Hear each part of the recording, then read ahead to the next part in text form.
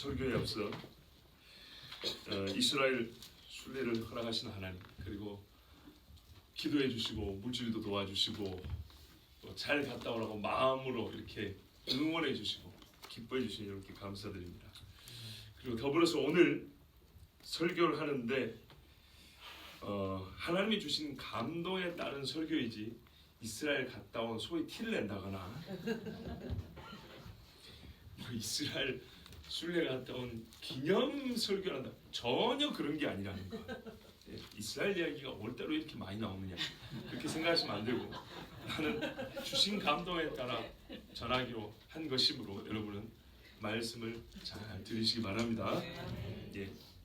이스라엘과 열방, 유대인과 이방인이 한 분 예수 그리스도, 예수님을 메시아로 모시고 그 안에서 하나 될 것이다는 이 말씀은 우리가 정말로 많이 들었습니다. 에베소서의 말씀이 있고 또 로마서 말씀을 통해서 구약에 예언된 여러 말씀을 통해서 정말 셀 수 없이 많이 듣고 이미 우리에게는 하나의 교리가 되어버린 그런 말씀입니다. 그래도 아직 성경 안에는 이 일에 대하여 계시된 많은 상징과 예표적 사건들이 엄청나게 많이 남아 있습니다. 많다는 것은 그 횟수만큼 일가된다는 말이고, 알지만 또 들어야 된다는 뜻이기도 하고, 파면 팔수록 더 깊은 생수가 나온다는 뜻이기도 합니다. 그래서 이 놀라운 신비에 대해서, 하나님의 아름다운 구원 계획에 대해서 오늘 한 가지 말씀을 더해드리려고 합니다. 성경에도 보면 경계에 경계를 더하고 지식에 지식을 더한다 했으니 여기서도 조금 저기서도 조금 한꺼번에 주시지, 그러면 우리가 오히려 들 수 없는 무능력자이므로 주께서는 조금씩 조금씩 파내서 주시는데, 오늘도 때를 따라 주시는 양식을 먹도록 하겠습니다.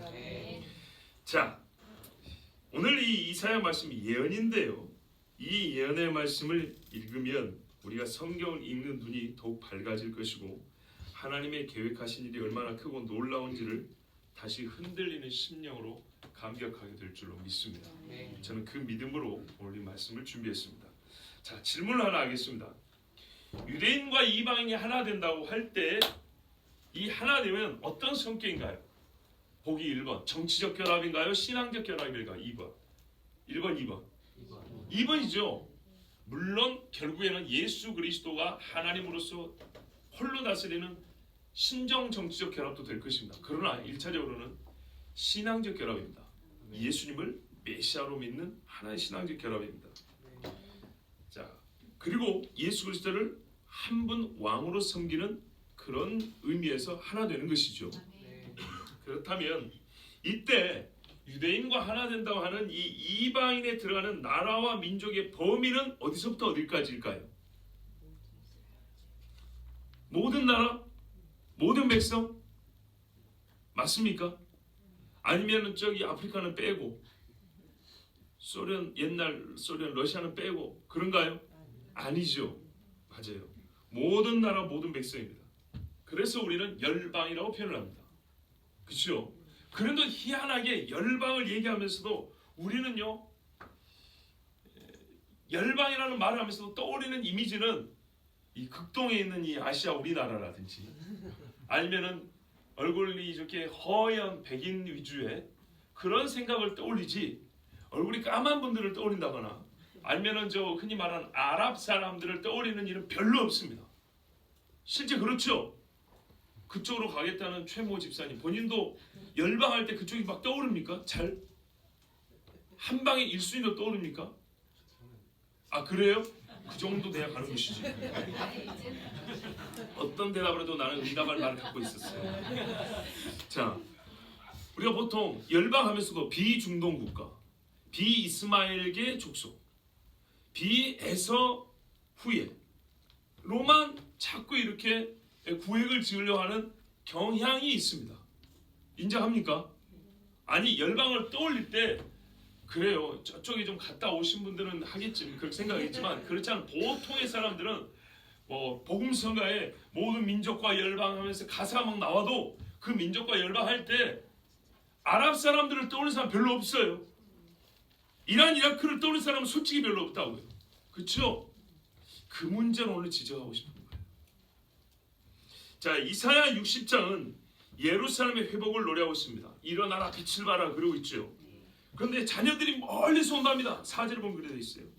그 몰려온 그 자녀들, 외국 사람들이 이스라엘 그 예루살렘에 무너진 성벽을 재건한대요. 느헤미야 때처럼. 그 이야기가 10절에 나와 있어요. 그리고 안 나오려고 하는 왕들, 내가 굳이 예수 앞에 가서 머리를 조아려 하겠느냐? 분명히 왕들이 가서 멸류관을 내놓는다 했는데도 가기 싫어 버티는 사람들, 그 백성이 잔말 먹고 따라오시고 이렇게 끌고 와서 주를 섬기한다는 말씀이 11절에 기록되어 있어요. 다양한 나라와 민족이 이스라엘로 너무나 많고 부유한 풍부한 재물과 먹을 것을 가져서 이렇게 표현했어요. 이스라엘이 가나안 땅을 표현할 말이 젖과 꿀이 흐르는 땅이라는데, 열방이 가지고 온 것으로 이스라엘이 먹고 산다는 것을 표현할 때 이스라엘이 이 열방의 젖을 빤다, 이렇게 표현되어 있어요. 이게 이사야 60장 16절에 기록되어 있어요. 자, 모든 민족들이 이스라엘과 예루살렘으로 물밀듯 몰려듭니다. 바로 그날에 우리 주께서는 이사야 2장에 보면 민족들을 판결하신다, 이런 말씀도 있어요. 이게 복합적인 사건이죠. 그리고 그때 열방은 와서 야곱과 함께 산다고 14장에 기록이 되어 있어요. 그리고 이날은 그리하여 모든 분쟁이 그치고 하나님께서 옳음과 옳지 못함을 판단하시고 열방이 주께 나와서 함께 예수 그리스도를 메시아로, 예수 그리스도 메시아 같은 말이죠. 예수를 메시아로 믿고 섬기기 때문에 잔치날이 될 것이라고 이사야 25장에 기록이 되어 있어요. 그 이사야 60장의 비전, 그날에 수많은 열방이 주께로 나올 때 또 한 민족이 주께로 나올 것이고, 그 민족이 이 나옴에 결정적 기여를 할 것인데, 그 땅과 그 민족이 어디냐 하면 애굽입니다. 미즈라임, 애굽입니다. 자, 먼저 그날에 대해서 조금 더 살펴보고 본문을 계속 보도록 하겠습니다. 우리 보면은 그날에 이렇게 되어 있습니다. 그날은 어느 때를 말하는가요? 성경에서 그날을 표현하는 참 많죠. 그런데 특별히 선지서에 그날이라고 말하는 경우는 종말의 때를 가리킵니다. 예를 들어서 내년 이맘때에 내 부인 사라에게 아들이 있으라고 그날에 했으면 이건 내년이 되겠죠. 그런데 그런 식이 아니라 그냥 그날 이렇게 하는 경우는 대개가 마지막 때를 얘기합니다. 데릭 프린스라는 신학자가 이렇게 말했어요. 이사야서 전체에 그날이라는 표현이 약 50차례 나오는데 대개 메시아가 당신을 중심으로 어떤 구체적인 시대를 만들어가는 날을 가리킨다. 어느 한 날이 아니고요, 시대를 시작하는 날이라는 거예요. 또 이사야서 여러 말씀에서 그날에는 현 시대의 종말에 가까운 시기를 가리키는 것은 의심할 여지가 없다, 이랬어요.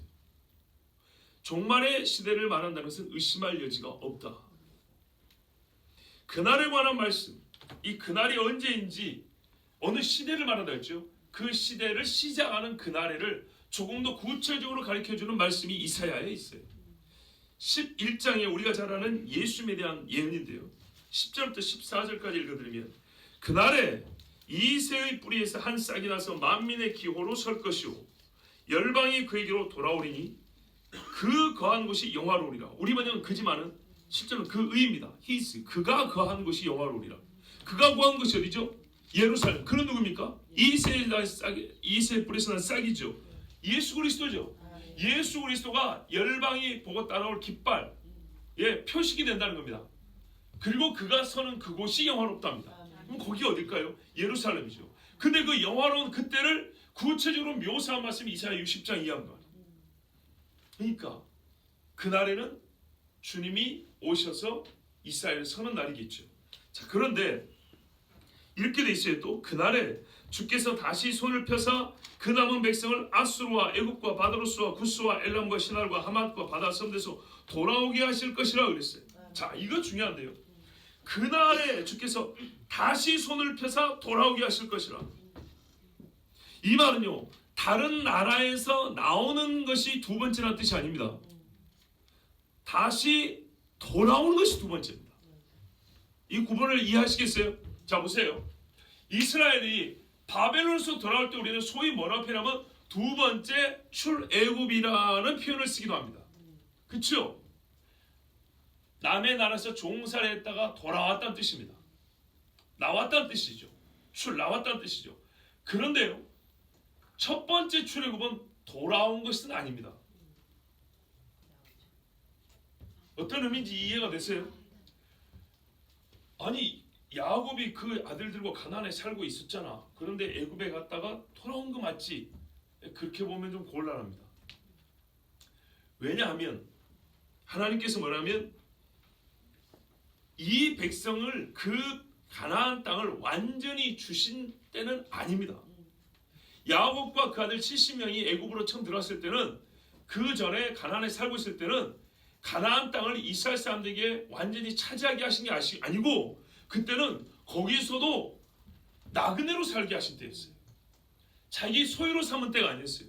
아시겠죠?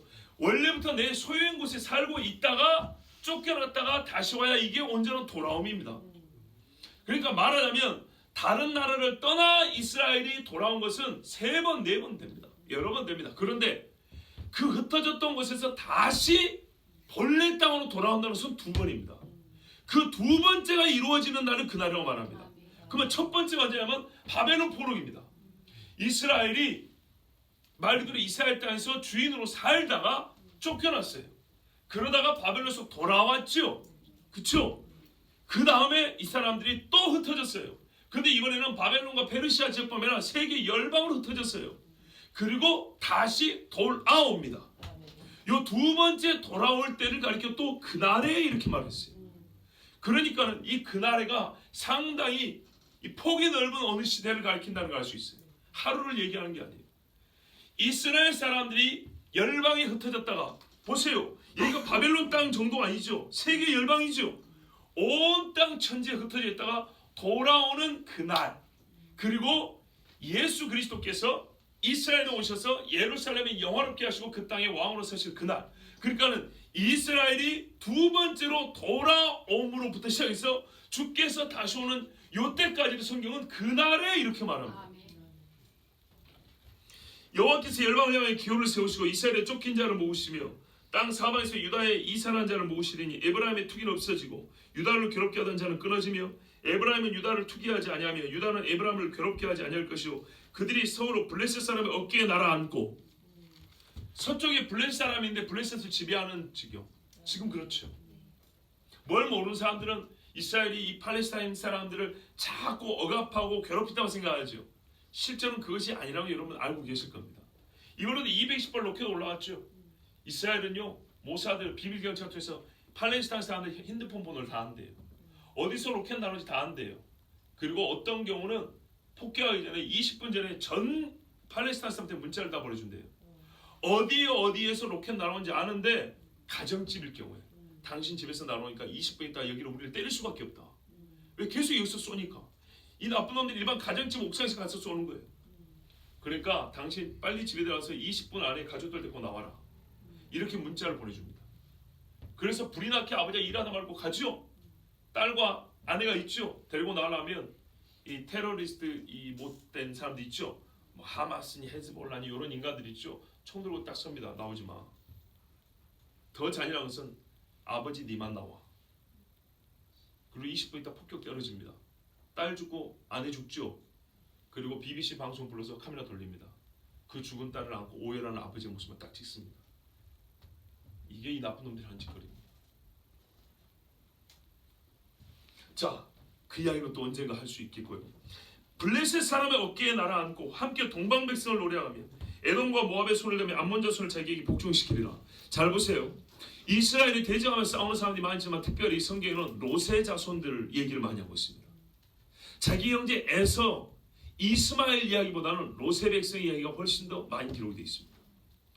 자, 또 생각하지 않으니까 복잡해지죠. 그죠? 일단 너 복잡하냐고 그냥 한 줄기로 쭉 가도록 하겠습니다. 주 예수님의 승천 이후에 일이 시작됩니다. 그러니까는 승천 이후에 이스라엘의 메시아가 오심으로 말미암아 메시아의 깃발이 꽂아지기 시작하는 겁니다.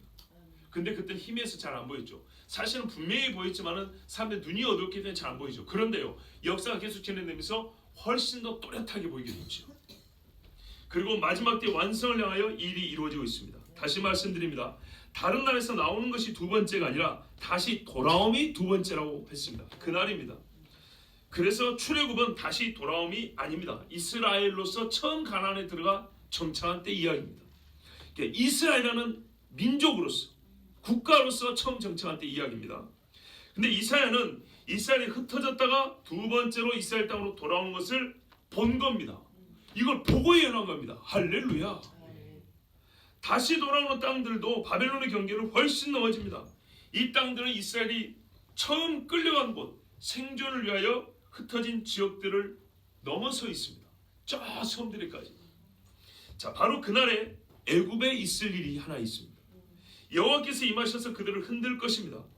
19장 전반부에 보면 네 분이 일어나 싸울 것입니다. 하나님이 싸움을 일으킵니다. 이집트의 영이 쇠약해져 그 계략이 망합니다. 그러니까는 애굽을 사로잡던 영들이 사람들을 속이고 악한 짓을 하는데 여호와를 거역하는 뜻을 세우는데 그게 어지럽혀지고 패하게 되는 겁니다. 그리고 그 와중에 이집트 사람들이 어떤 잔인한 군주에게 넘겨지고 물들도 말라서 먹을 것이 없어져 버립니다. 그리고 이 통치자들은 이 문제를 해결할 능력이 없어서 무능력함과 어리석음이 드러나 애굽이 도대체 살 길을 찾지 못해서 부르짖는 일이 일어납니다.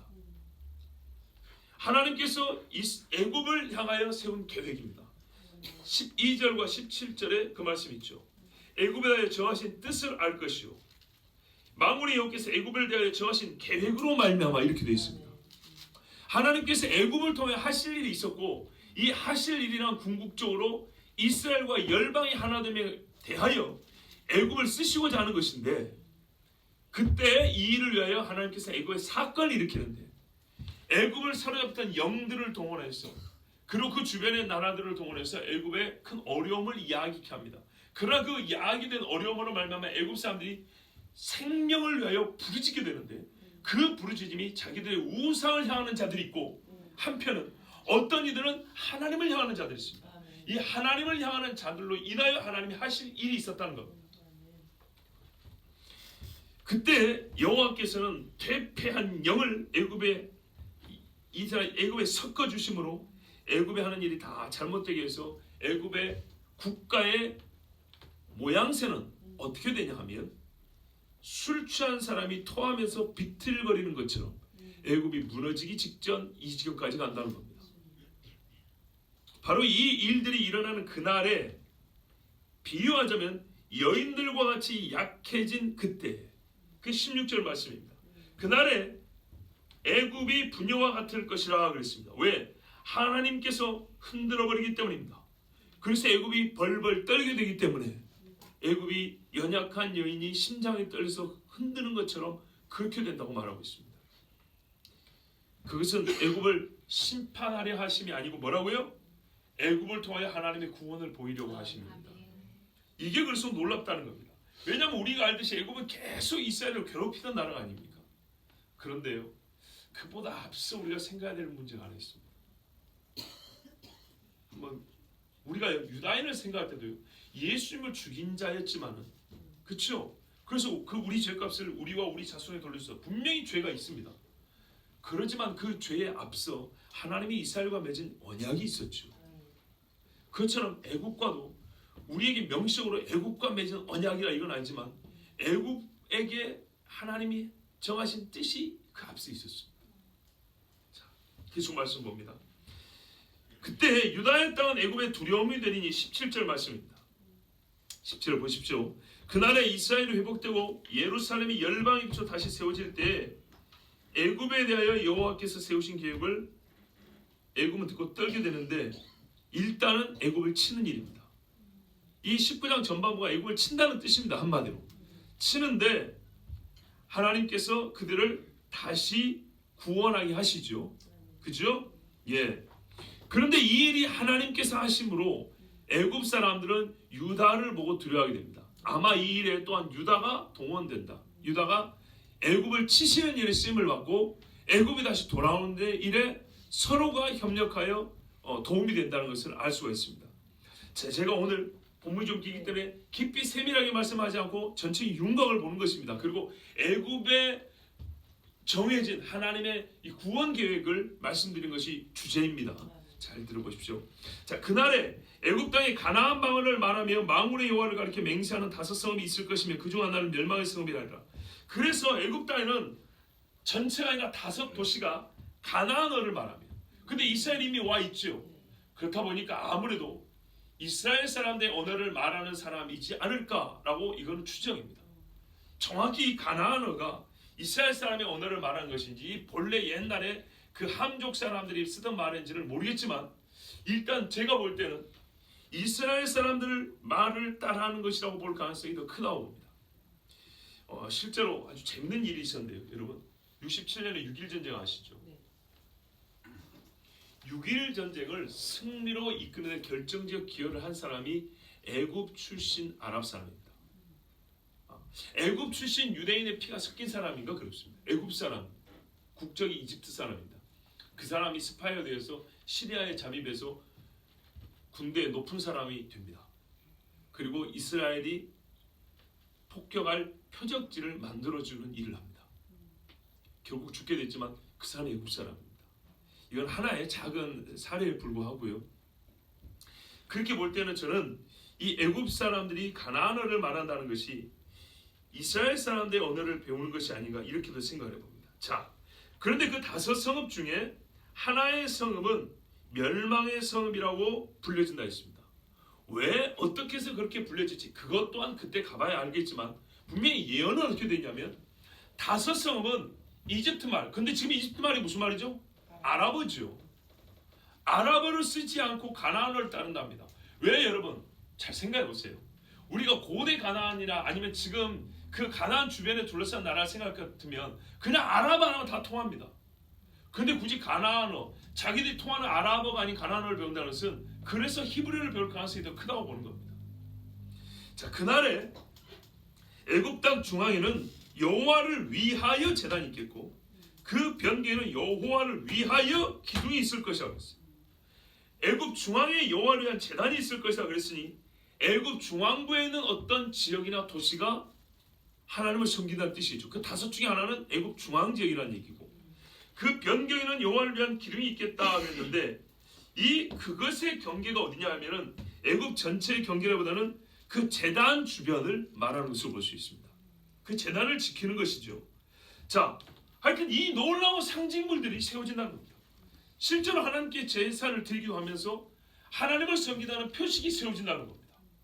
애굽에 어떤 사람들은 이게 피라미드라고 말하는 사람이 있는데 아무리 봐도 피라미드는 아닙니다. 왜냐하면 피라미드는 그날에 세워진 게 아니거든요.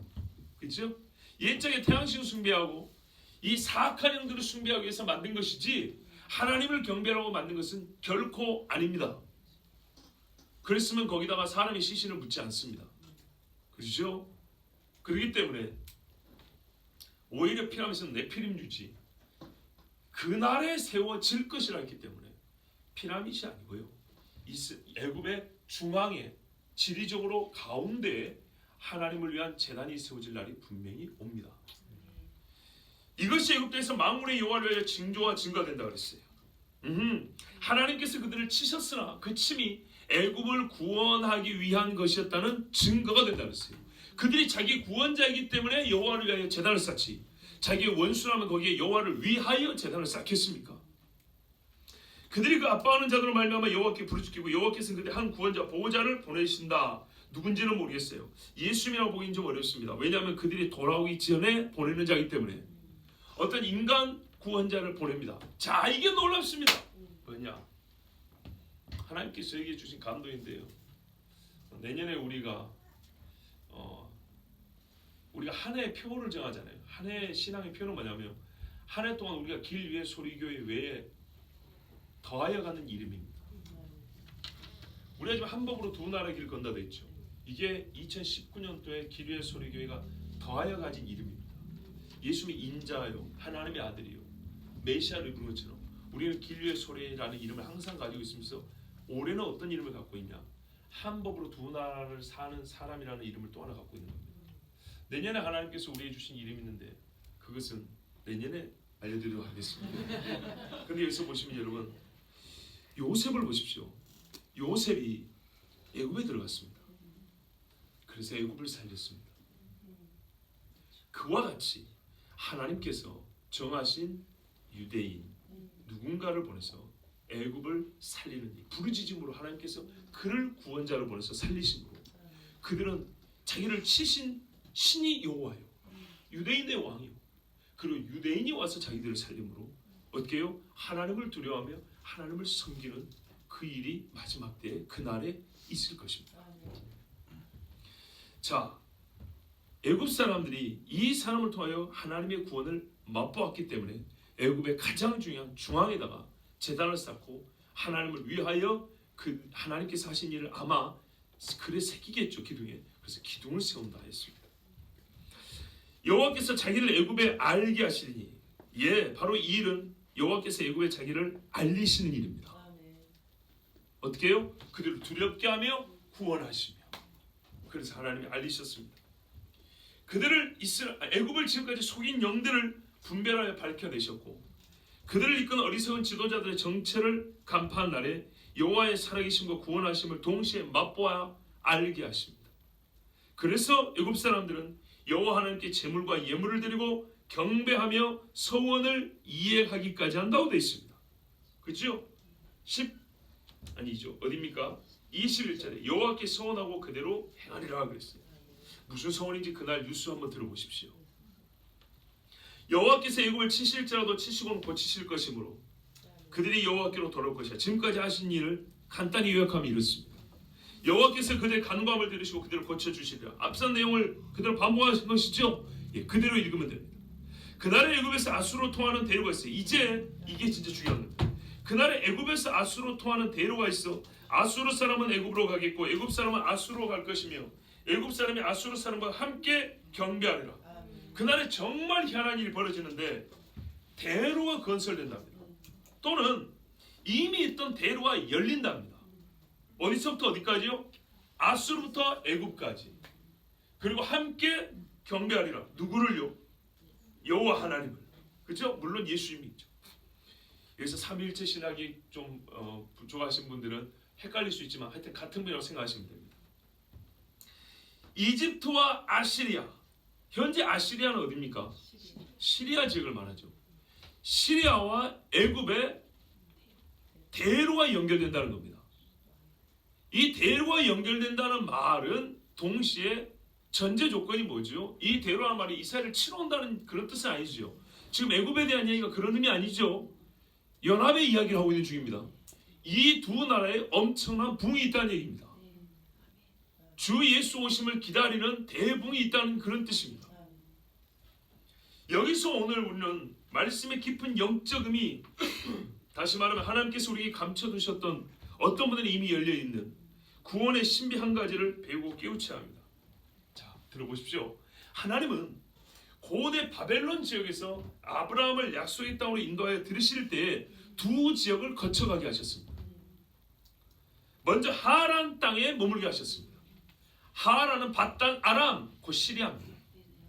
그렇죠? 거기에 셈 족속의 후예들이 살고 있었습니다. 그래서 뭐래요? 내 본토 친척이 여기 있다 그랬습니다. 너는 아비 집을 떠나라 그랬어요. 왜? 거기 동생 집이 거기 있잖아요. 나중에 어떻게 했죠? 아들의 부인, 그러니까 며느리를 구하러 갈 때 아브라함의 종이 말해요. 나를 나홀의 성에 이르게 했다고. 나홀은 누굽니까? 아브라함의 작은아버지 아닙니까?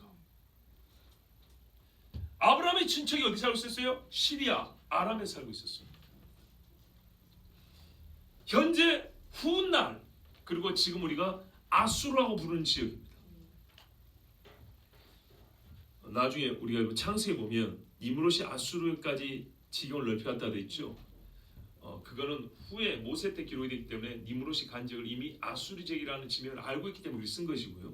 아수라는 이름을 니므롯이 지었다는 거나 그 전에 붙여졌다기보다는 그 이후에 우리가 아수라 부르는 지역, 그 나라가 있던 지역이 다 알게 됐기 때문에 아수라고 다 쓴 겁니다.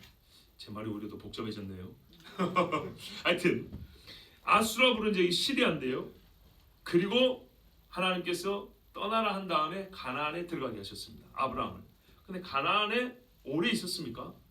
아니죠. 잠시 머물렀는데 기근이 있어가지고 아브라함이 애굽으로 내려갑니다. 거기서 애굽의 젖을 빨아먹습니다. 어떤 의미로 하는 말인지 아시죠? 애굽이 아브라함을 살려줍니다. 거기서 거부가 되어 나옵니다. 자기 죄가 있음에도 불구하고. 그래서 기운을 차려 나서 가나안에 다시 돌아서 딱 한 평을 삽니다. 그렇죠? 그리고 거기서 이삭과 야곱과 함께 본향과 하나님 지으신 성전을 바라봅니다. 그 다음에요, 야곱의 때에 또 이스라엘이 배가 고파 죽게 됩니다. 애굽으로 내려갑니다. 애굽이 주는 떡을 먹고 삽니다. 맞습니까? 물론 요셉이 가서 애굽을 살려줬지만 동시에 애굽이 이스라엘을 살려줍니다. 마지막에 애굽의 못된 왕이 이스라엘을 핍박을 하죠. 이거는 끌어내기 위한 것이지만 전반적으로 그 역사의 대부분은 이스라엘이 어쨌거나 애굽의 떡을 먹고 젖을 빨아먹고 산 기간입니다. 애굽 안에서 이스라엘이 컸습니다. 커서 나왔습니다. 바로 이 역사적 패턴을 하나님은 호세아의 예언을 통하여 메시아에게 적용시킵니다. 메시아의 생애 가운데 이 패턴이 반복되는 것을 호세아는 미리 바라봅니다. 다시 말하면 하나님께서 아브라함을 야곱을 애굽으로 보내시고 그들을 이끌어내심은 그들을 애굽에 머무는 기간을 통하여 먹을 것을 얻고 양육을 받게 하심이었으며, 또한 내 아들을 애굽에서부터 불러내었다는 말씀으로 아들 예수님을 애굽에 거하여 생명을 보존케 하고 어린 시절 그를 양육하시고 다시 나사렛으로 불러오심으로써 동일한 패턴을 반복하여 보내주셨습니다. 이를 통하여 애굽과 이스라엘이 원수와 대적의 관계를 넘어서 이스라엘 회복과 부흥에 지대한 영향을 미칠 나라에, 그러니까는 애굽이 이스라엘을 죽이고 못 살게 하는 나라가 아니라 하나님께서 이스라엘을 세우는데 쓰임받았던 나라, 메시아가 이스라엘 자기 땅에 거하는데 도움을 주는 나라, 그 영광의 한 쪼가리를 같이 얻어먹을 수 있는 나라. 왜? 이스라엘이 육의 것을 섬겼으므로 영의 것을 얻어먹고 영의 것을 받아먹었으므로 육의 것을 섬기는, 아시겠죠? 이 은혜의 관계에 있는 나라라는 것을 가르쳐 줬습니다. 아수르 땅이라고 부르는 시리아 지역도 마찬가지죠. 거기서 아내들을 얻어왔습니다. 맞습니까? 사라가 거기서 왔습니다. 라헬이 거기서 왔습니다. 레아가 거기서 왔습니다. 이들은 친족 관계입니다. 다시 말하면 아브라함의 집에 속한다, 이런 말입니다. 크게 말하면 하갈이 애굽에서 왔습니다. 무슨 말씀인지 아시겠어요? 아브라함의 메시아 언약은 이삭으로 내려가지만 아브라함의 집에 주신 약속이 있어요. 번성하리라고 내가 복에 그려야 된다는, 복을 받으라는 약속은 어디까지 미쳐요? 아브라함 집에 주신 이 약속은 이스마엘이 할례를 받았어요, 여러분. 아시겠습니까? 하갈의 집과 라헬의 집, 시리아와 애굽까지 미친다는 얘기입니다. 물론 이 안에는 또 다른 은혜의 언약이 속에 들어있어요. 하갈은 이방 여인이요, 레아는 부인이긴 부인인데 본부인은 아니죠. 더 많은 아이를 낳았으나. 그렇죠. 그래서 야곱이 약속된 부인을 라헬을 얻기 위하여 7일을 기다리죠. 그 언약이 안에 신비가 있어서 레아는 친족이면서 동시에 이방인을 예표하기도 합니다. 하여튼 이 놀라운 구원의 상륙 사건들이 시리아, 즉 아수르와 애굽의 이 이스라엘 백성이 오고 하는 와중에 거기에 다 들어있었어요. 하나님께서 이스라엘을 가운데 들고 이 아수르, 시리아와 애굽, 이집트를 아브라함의 집 식구로 다시 모은다는 얘기입니다. 누군가 저기 아랍에미리트에 짓는 그 아브라함의 집 프로젝트 그 이야기 아니에요. 그건 종교 통합주의고 그런 이야기가 아니라 하나님의 약속 안에서 아브라함 집에게 주신 약속, 메시아 언약이 이루어질 때 아브라함 집이 받는 그 약속의 범주 안에 어떻게 해요? 라헬에 있었던 라헬의 고향과 하갈의 고향, 또한 이스라엘 사람들이 젖을 빨아먹고 하나님이 이스라엘을 키우셨던 그 땅에게 하나님께서 복을 나눠주신다는 얘기입니다. 아멘. 함께 아브라함의 집으로서. 자, 아람 민족이 이스라엘의 영적 장자됨을 인정한다면 누가 그 사실을 부인할 수 있을까요? 무슨 말이냐면 우리는 이스라엘은 내 장자요 내 맏아들이라는 말씀을 들었는데 모든 교회가 말하는 것보다 아랍 사람이 그렇게 말하면 못 믿을 사람이 없겠죠. 왜? 맨날 장잡고 놓고 싸웠던 사람들 아닙니까? 그런데 그들이 이스라엘이 장자다, 야곱이 장자다 이렇게 하면 다 믿겠죠. 다 따라오겠죠. 이스마엘 후손이 이스라엘과 화목하게 된다면 이스라엘과 이방교의 연합은 이미 성취된 것 같이 맵지 않을까요? 자, 그런데 여러분, 지금 저는 별다른 근거 없이 갑자기 애굽 이야기를 하다가 애굽과 아랍, 애굽과 이스마엘을 한 정체성을 가진 집단으로 묶어버렸습니다. 그렇죠? 자, 애굽 이야기다 갑자기 아랍 민족이 이스라엘을 장자로 이렇게 나와버렸죠. 근데 여러분, 이상하게 느끼지 않은 분도 있고 뭔가 좀 끊어진 듯한 느낌을 받은 분도 있을 거예요. 분명 다른 범주입니다. 애굽은 국가 이름이고 아랍이나 이스라엘은 족속이나 민족에 대한 이름입니다. 근데 이걸 제가 하나로 묶었습니다. 그렇게 묶을 수 있는 이유가 어딜까요? 이유가 어디 있을까요? 본디 애굽은 이스마엘 족속이 아닙니다. 애굽은 이스마엘 족속 아닙니다. 이스마엘의 외가이죠. 그렇죠? 이스마엘의 외갓집이지 이스마엘 족속의 후예가 애굽 사람은 아닙니다. 그리고 이스마엘의 후손들은 서로 섞여 살면서 에렙, 섞인다, 섞다라는 뜻의 사람은 아랍이 되었습니다. 섞인 사람들 아랍인이 되었습니다. 족보를 보면 이스마엘 후손들은 아주 막 얽히고 섞여서 합니다. 그래서 지금 어느 한 나라를 딱 집어서 어느 한 나라를 딱 집어서 이스마엘 후손이라고 말할 수 없습니다. 이스라엘이라는 나라를 하나 딱 집으면 이스라엘 후손 딱 나오는데 이스마엘의 후손은 한 나라를 지정하지 못합니다. 왜? 에렙, 아랍 섞여 살아버렸기 때문에. 무슨 말이냐? 우리가 지금 아랍이라고 부르는 나라 곳곳에 이스마엘 후손이 섞여 있다는 뜻입니다. 그러니까 예? 이스마엘 후손이 요르단에도 있고 이스마엘 후손이 애굽 이집트에도 있고 이스마엘 후손이 레바논도 있을 수 있고 이라크도 있을 수 있다는 말입니다. 그 아랍인들은 현재 우리가 중동이라고 부르는 나라들이지만 이슬람 국가라고 부르는 나라들에 흩어져 또는 무리지어 살고 있습니다. 그러니까 흩어져 있고 무리지어 섞여 살기 때문에 아랍이라고 부릅니다. 그 민족 특성을 가지고 아랍이라고 부르는데 혈통을 보면 여러 혈통입니다. 그 섞여 사는 여러 혈통 중에 이스마엘 혈통도 있는 거죠. 그러니까 우리가 말하는 중동이나 한 나라에 보면 혈통적으로는 여러 혈통이 섞여 살아가지고 피부는 까마니까 비슷한 것 같지만 여러 혈통이 섞여서 한 나라를 이루고 있는 겁니다. 무슨 말씀인지 아시겠죠? 예, 이스마엘 사람만 한 나라를 이루고 있는 게 아니고 에서의 족속만 한 나라를 이루고 있는 게 아닙니다. 그러므로 애굽에도 아시리아에도 섞인 사람들인 아랍 사람들, 곧 이스마엘 사람들이 있기에 저는 이 사람들 한꺼번에 한 범주에 넣어서 부른 겁니다. 지금 이참에는 아랍인이면서 이스마엘 후손인 애굽 사람들, 아랍인이면서 이스마엘 후손일 수도 있고 아브라함의 계보에 이어진 시리아 사람들. 자, 항상 이렇게 부를 수 있는 것은 아니지만 오늘 이 말씀을 읽을 때는 그렇게 볼 수도 있습니다.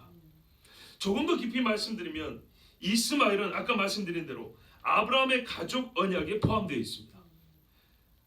이스마엘도 할례를 받은 자요 12수령의 조상이 되라는, 표현하자면 이삭과 동일한 축복을 받습니다. 그러니까 메시아 축복 외에 나머지는 이삭과 동등하게 받는다는 얘기입니다. 그리고 그 증표로 할례도 받습니다. 불행하게도 후에 이 이스마엘 족속 후에 밑에서 이슬람이 시작되었고 현재 이스라엘을 가장 괴롭히는 자들이 이스마엘 후손, 에서의 후손, 롯의 후손들이긴 하지만, 그래서 앞으로도 전쟁을 하긴 하겠지만 솔직히 성경에 보면요 이스마엘 후손들보다는요 더 북방과 남방의 사람들, 롯의 후손들이 더 악랄하게 이스라엘 대적해요. 이스마엘은 생각보다 그렇게 심하지는 않아요. 그렇긴 하지만 서로 지금 대적하고 있는 관계이긴 하지만 결국 이스마엘 후손들이 예수 그리스도를 주로 믿게 되면서 이스라엘의 영적 부흥과 회복이 빨라질 것이고 이스라엘 교회와 이방인의 교회가 하나님의 완성을 향한 속도가 더 붙을 것입니다.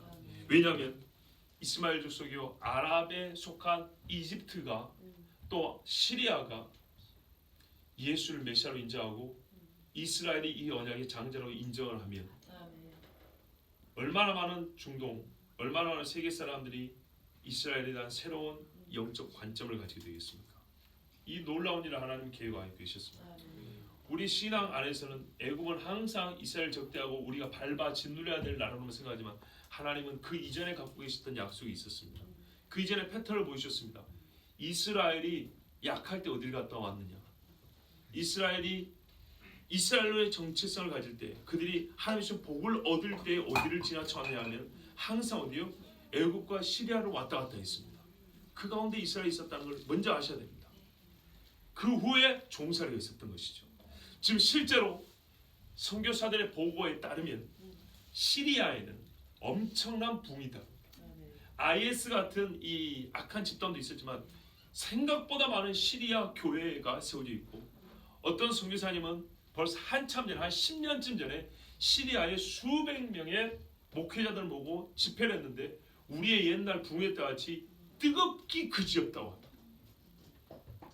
그리고 지금 수많은 아랍 국가 중에서 이스라엘과 평화협정을 맺고 있는 나라 중에 대표적인 나라가 이집트, 애굽입니다. 아랍 국가 중에 인구가 제일 많다고 합니다. 제일 많은 인구를 가지고 있는 이집트가 남쪽에서 이스라엘을 현재 평화협정을 위해서 위협하고 있지 않습니다. 현재 위협은 아까 말씀대로 북방에서 내려오고 있습니다. 그러므로 이 일들이 얼마나 놀랍게 이루어지고 있는지 보십시오. 이미 시작된 겁니다. 그리고 우리가 이제 보면은 뭐라고 되냐면 아시리아와 애굽을 잇는 대로가 있는다 그러죠. 이 대로 말 그대로 큰 길입니다. 근데 예적부터 있는 큰 길이 있었죠. 그게 뭡니까? 이스라엘이 가나안에 갈 때 요단강 동편으로는데 왕의 대로라는 길이 있습니다. 그래서 모세가 뭐라 그러냐면 에돔 지역이라는 모압 왕들 같은 사람들에게 우리가 왕의 큰 길로만 가고 밖으로 나가지 않을 것이고 물도 사 먹을 것입니다. 그러니 지나가게 해주십시오 이랬죠. 그런데 그걸 허락하지 않았죠. 예적부터 있는 왕의 대로라는 길이 있습니다. 그 길이 열린다는 겁니다. 그 길이 애굽에서부터 저 요단 동편을 돌아서 이게 요르단 경계를 지나서 어디까지요? 시리아까지 연결된다는 겁니다. 무슨 말입니까? 이스라엘 가운데도 이스라엘을 둘러친 방벽이 된다는 뜻이죠. 자, 이 말씀에 대해서 조금만 더 하나 더 보도록 하겠습니다. 창세기 17장에 보면 하나님이 또 아브라함이 이르시되 그런즉 너는 내 언약을 지키고 내 후손도 대대로 지키라. 너희 중 남자는 다 할례를 받으라. 이것이 나와 너희와 너희 후손 사이에 지킬 내 언약이라. 너희는 포피를 베어라. 이것이 나와 너희 사이의 언약의 표징이라고 그랬어요. 그러면 이게요, 좁은 의미로 언약을 생각하면 아브라함과 이삭만 받아야죠. 그렇지 않습니까? 아브라함과 이삭만 할례를 받고 이삭의 아들을 할례를 받아야죠. 누가요? 에서는 안 받고 야곱만 받아야죠. 그런데 그렇게 하지 않으셨습니다. 이삭이 태어나기 14년 전에 이스마엘 받았고 그 아브라함의 집에 있는 모든 사람들이 받았습니다. 그 집에 있는 모든 사람. 그 다음에요, 여러분 또 아셔야 될 게 있어요. 아브라함이 나중에 사라가 죽고 난 후에 후처 그두라를 얻습니다. 그두라에게서 낳은 아들이 몇 명이죠? 4명인가 6명인가? 그래요. 그죠? 이들 중에 뭐가 있냐면 미디안이 있습니다. 그런데 이스라엘 가면 소수민족이 있거든요. 드루이즈라는 소수민족이 있습니다. 그 사람들이 이스라엘 북방 지역 살수입니다. 그들은 모세가 자기 조상이라고 믿는 사람들입니다. 그래서 이스라엘 사람들이 그들을 잘 대해줍니다. 근데 그들이 얼마나 중요하냐? 아랍 사람이죠. 아랍어를 써요. 그리고 시리아 국경, 이 레반 국경 이런 데 살고 있어요. 그래서 이스라엘의 안보에 지대한 도움을 주고 있어요. 모세 후예라는 사람, 아니 모세가 아니라 누구죠? 이드로 잘못 말했어요. 이드로의 후예라는 사람입니다. 말하자면 그두라의 후손들이에요. 이들은 이미 이스라엘 안에서 이스라엘 한 집에서 한 지붕 안에서 살고 있어요. 이스라엘의 복을 받고 있어요. 그래서 지금 우리가 여기서 볼 건 뭐냐면 메시아의 계보는 우리가 이렇게 말하죠. 야곱의 집에도 장자의 권한이 따블의 권한은 그 복은 요셉이 받았으나 메시아의 계보는 유다로부터 내려왔죠. 왕권은 유다로 내려왔죠. 그런 것처럼 아브라함 집에서 메시아 왕의 계보는 이삭으로 내려갔지만 전체로서 아브라함 집이라는 것, 아브라함의 집으로서 받는 복은 이삭에게만이 아니라 하갈의 족속이기도, 그두라의 족속이기도, 시리아나 애굽까지 하나님께서 그 복을 주신다는 겁니다. 그런데 이 복이요, 순서는 이삭이 돌아오기 직전이죠. 보세요. 실제로 이스라엘을 둘러싸고 있고요. 복음은 이렇게 우리가 말하는 서진한다 그랬죠. 그렇죠. 동북을 통해서 어디로? 중동으로 들어가죠. 중동 국가 중에서 이 아브라함의 집에 속한 자들이 돌아오면, 결정적으로 이들이 돌아오면 이스라엘이 돌아올 가능성이 훨씬 높아지겠죠. 왜? 그들은 항상 대지하고 맨날 싸우고 누가 장자니 겨루었던 자들이, 그래 네가 장자다. 우리는 한 하나님의 언약 안에 있으며, 그러나 메시아는 너의 집을 통해서 하나님이 보낸다 약속을 했다. 우리가 그걸 믿는다. 우리가 같은 메시아를 믿는다. 그러므로 우리가 함께 아브라함의 유업을 받는 자가 됐다 하고, 이 아브라함의 집에 속한 그두라의 자식들이나 하갈의 자식이 그렇게 인정하고 돌아온다면 이스라엘의 회복은 훨씬 더 가속화될 것이고, 이스라엘이 주님 앞에 돌아오는 그날 우리가 살아생전에 볼 수 있을 것입니다. 역대상 1장 28절에서 32절을 보면, 아브라함의 자손은 이삭과 이스마엘이라. 이스마엘의 족보는 이러하니 하면서 이스마엘 족보가 나오는데, 그의 맏아들은 느바요시요 다음은 게달과 하면서 쭉 나옵니다. 그런데 여러분, 이사야 60장에 보면 일어나라 빛을 발하라 이는 내 빛을 이뤘고, 예루살렘 이야기입니다. 여호와의 영광이 내 위에 임하였습니다. 보라 어둠이 땅을 덮을 것이며 캄캄함이 만민을 가리려니와, 이날이 주님 오실 날이죠. 어두워진다 그랬죠. 그런데 그때 오직 여호와께서 내 위에 임하실 것이며 그의 영광이 내 위에 나타나리니, 나라들은 내 빛으로 왕들은 빛을 내 광명으로 나오리라. 내 눈을 들어 사방을 보라 무리가 다 모여 내게로 오느니라 그랬죠. 근데 내 아들 딸들도 먼 곳에서 안기온다 그랬죠. 그리고 내 빛을 보고 오는데, 그때 누가 오냐? 바다의 부가 내게로 오며 이방 나라들의 재물이 내게로 오미라. 허다한 낙타 미디안과 에바의 어린 낙타가 네 가운데 가득할 것이며, 그들과 후손들이죠. 스바 사람들, 다 금과 유향을 가지고 와서 여호와의 찬송을 전파할 것이며, 게달의 양무리는 다 내게로 모일 것이요 느바요스의 수양은 내게 공급되고 내 제단에 올라 기꺼이 받음이 되리니 내가 내 영광이 집을 영화롭게 하리라. 이스마엘 족속들입니다. 그들과 후손들, 이스마엘 족속들 나온다고 되어 있습니다. 열방이 오는데 그 대표격으로 이 집안을 하나님이 기록을 해놨습니다. 바로 그날이 있을 때에 그날의 일이 있기 위하여 하나님께서 대로를 수출한다고 말씀하십니다. 실제로 역대상 1장 17절을 보면, 셈의 자손은 엘람과 아수르와 아르박삭과 룻과 아람과 우스와 훌루와 게델과 메색이라 했어요. 아수르는 셈의 자손으로 되어 있습니다. 그러니까 어디죠? 아람 지역입니다. 그러니까 여기서부터 애굽이니까 이렇게 돌아갑니다. 그 창세기 25장 18절 보면 이스마엘 자손들인데, 그 자손들은 하윌라에서부터 아수르로 통하는 애굽 앞 술까지 이르러 그 모든 형제 맞은편에 거주하였더라. 말 그대로 이스마엘 족속은 어디에 가고 있냐면, 섞여 있고 흩어져 살긴 하지만 주로 어디에 가냐면 아수르로 통하는 애굽 앞 술, 애굽 앞쪽에서부터 아수르 지역에 분포되어 살고 있다, 이렇게 말하고 있습니다. 맞지요? 그러니까 제가 지금 애굽 이야기를 하면서 동시에 이스마엘 이야기를 하는 겁니다. 이스마엘 족속이 애굽에도 살고 있고 아수르에도 살고 있고, 이 통하는 길목에 주로 분포하여 지금 섞여 살고 있지만, 이 후예들을 정확히 찾아보면 이 지역에 주로 살고 있다고 이렇게 말하고 있습니다.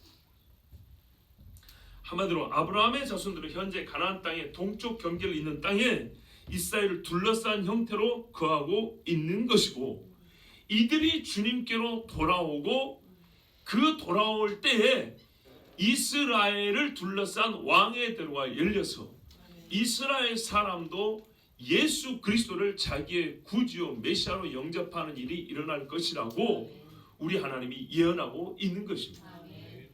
여러분, 구약 성경은 자민족 중심주의, 배타적 구원론을 주장합니까? 아닙니다. 이스라엘 사람들이 그렇게 만든 겁니다. 성경이 그렇게 말한 게 아닙니다. 처음 하나님께서 한 사람을 만드시고 한 민족 한 나라로 주를 섬기하셨습니다. 잘 들어보세요. 한 나라 한 민족이 주를 섬기하셨어요. 아담, 한 민족 한 나라. 그렇죠? 언제까지 갔죠? 홍수 때까지 그렇게 갔습니다. 홍수 때까지. 홍수가 나서 심판하실 때까지도 하나님은 한 혈통에서 한 민족 한 나라로만 이 땅을 채우셨다는 것을 아셔야 됩니다. 그런데 홍수 후에 임으로서의 세계적 반란 사건이 있을 때에 하나님은 이 죄인들을 구원하기 위하여 분리의 방법이 필요했기 때문에 흩으셨습니다. 그때부터 나라, 민족과 언어가 갈렸습니다. 그리고 그 중 한 언어를 가진 한 족속을 택하셔서 다시 모든 민족과 언어를 다 모으시는 대구원의 역사를 시작하셨습니다. 본래 하나인데 이것들이 하나님을 반역하기 때문에 구원을 얻을 수 없기 때문에 하나님 이들을 살리려고 언어와 민족을 흩어버렸죠. 언어가 다른 것은 하나님이 나는 다른 언어를 주셨기 때문입니다. 사람들이 무슨 자연 발생적으로 언어를 뭐 지리적으로 떨어져 살았기 때문에 언어가 흩어진 게 나눠진 게 아닙니다. 하나님이 흩었습니다. 그러자 말이 맞는 사람들끼리 지리적으로 흩어지게 된 겁니다. 왜요?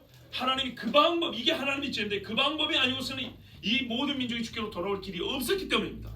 그렇게 흩으신 다음에 한 언어를 쓰는 한 민족을 택하셨습니다. 그게 아브라함 집입니다. 그래요. 하나님은 다시 모든 민족과 언어를 모으시고 오늘 우리는 예수를 믿고 제사장의 나라로까지 칭해지며 하나님의 자녀라 부름을 받게 되었습니다. 이는 아브라함 곧 하나님께서 흩으시고 택하신 한 민족의 일원이 되었음을 뜻하며 참 감람나무에 접붙여진 돌 감람나무로 성경에서 비유됩니다. 잘 보십시오. 우리는 돌 감람나무에 속한 가지라 그러죠. 근데 돌 감람나무 가지에서 꺾이고 어디에 접붙임을 받았죠?